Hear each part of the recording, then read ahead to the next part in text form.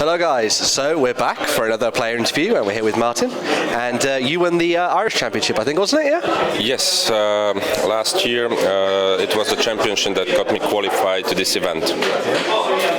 Yeah, and what's your faction that you play?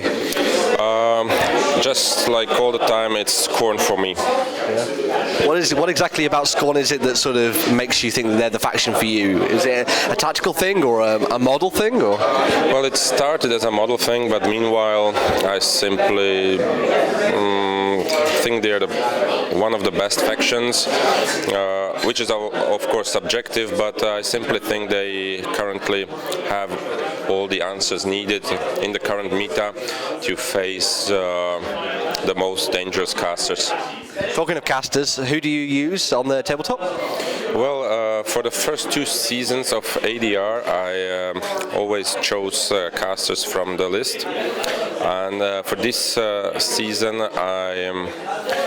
I wasn't able to get all of them to a play level I was comfortable with, especially because of time constraints. I wanted to play Zal 2 with a lot of warriors, but that just didn't play out well in an hour time. So I went back to Mordekar and Xerxes 2. Fantastic. So on the tabletop with your Warcaster in hand, what kind of tactics do you employ when you get into the fighting? Is it sort of something that you've played for a while, or is it something new you're using this weekend? Or?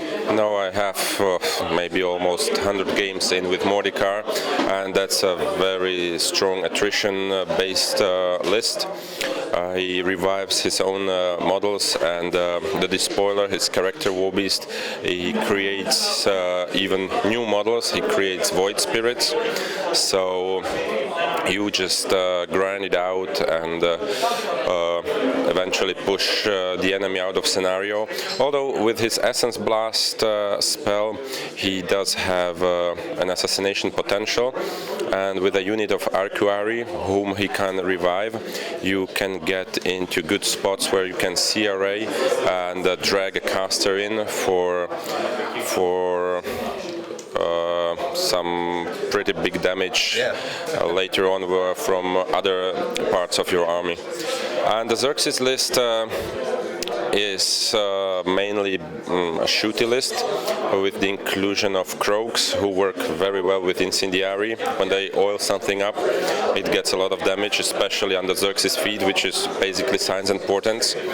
But again, you have the option for an assassination thanks to Molly Karn, who can get very far up the field thanks to sidestep, and he's supported by mobility from Xerxes and not restrained by his control area during the feed.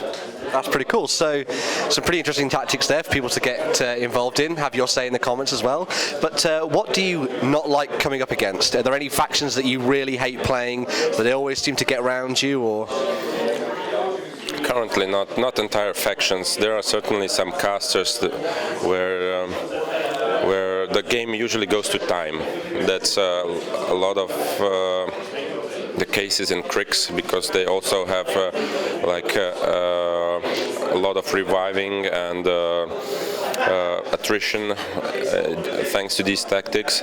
So that's something that you have to grind out, and very often you simply have to win on time, which is not the prettiest of War Machine games maybe. But other than that, there are maybe some cast or scenario combinations that you want to avoid, but generally there haven't been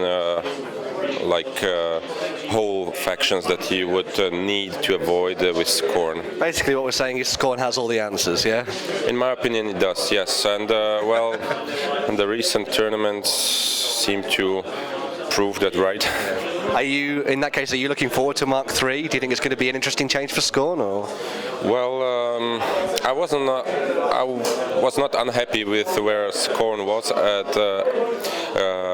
this time or at this point in the game, but change is always welcome, and I certainly am looking forward because I also play some other factions, so maybe those will get a bit more table time where maybe even not the most popular casters will be viable, so I can play some of those casters that I picked up for fun. There you go, guys. Some tips and tactics there. Get your comments and stuff down below, and we'll catch you later.